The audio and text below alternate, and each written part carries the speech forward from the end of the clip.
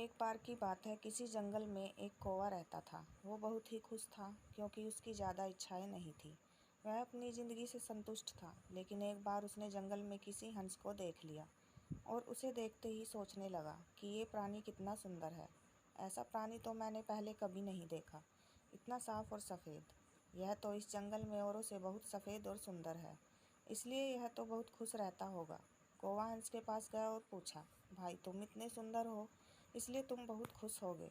इस पर हंस ने जवाब दिया, हाँ मैं पहले बहुत खुश रहता था, जब तक मैंने तोते को नहीं देखा था।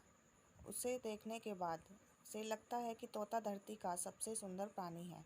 हम दोनों के शरीर का तो एक ही रंग है, लेकिन तोते के शरीर पर तो दो दो रंग है। उसके गले में लाल रंग का घेरा और वो सुर्ख हरे रंग का था। सच में वो बेहद खूबसूरत था। अब कौवे ने सोचा कि हंस तो तोते को सबसे सुंदर बता रहा है, तो फिर उसे देखना होगा। कौवा तोते के पास गया और पूछा, भाई तुम दो दो रंग पाकर बड़े खुश हो गए। इस पर तोते ने कहा, हाँ मैं तब तक खुश था जब तक मैंने मोर को नहीं देखा था।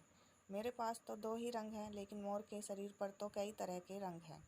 अब कौवे ने सोचा, सबसे ज़्यादा खुश कौन है, यह तो मैं पता करके ही रहूँगा। इसलिए अब मोर से मिलना ही पड़ेगा। कौवे ने मोर को जंगल में ढूंढा, लेकिन उसे पूरे जंगल में एक भी मोर नहीं मिला।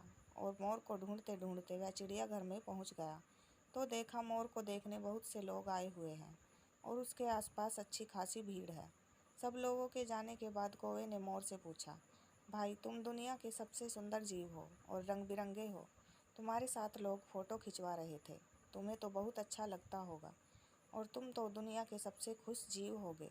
इस पर मोर ने दुखी होते हुए कहा, भाई अगर सुंदर हूँ तो भी क्या फ़र्क पड़ता है, मुझे लोग इस चिड़ियाघर में कैद करके रखते हैं, लेकिन तुम्हें तो कोई चिड़ियाघर में कैद करके नहीं रखता और तुम जहाँ चाहो अपनी मर्जी से घूम फिर सकते हो।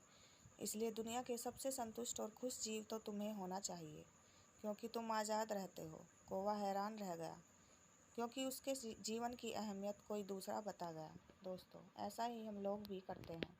हम अपनी खुशियों और गुणों की तुलना दूसरों से करते हैं, ऐसे लोगों से जिनका रहन सहन का माहौल हमसे बिल्कुल अलग होता है। हमारी ज़िंदगी में बहुत सारी चीज़ें ऐसी होती हैं जो केवल हमारे पास हैं, लेकिन हम उसकी अहमियत समझकर खुश नहीं होते। लेकिन दूसरों की छोटी खुशी भी हमें बड़ी लगती है, जबकि हम अपनी बड़ी खुशियों को इग्नोर कर देते हैं। दोस्तों, आज की हमारी कहानी अच्छी लगी हो तो कहानी को लाइक, कमेंट और शेयर ज़रूर कर लीजिए और हमारे चैनल सब्सक्राइब कर लीजिए, ताकि आगे भी आपके लिए हम ऐसी कहानियाँ लाते रहें। धन्यवाद।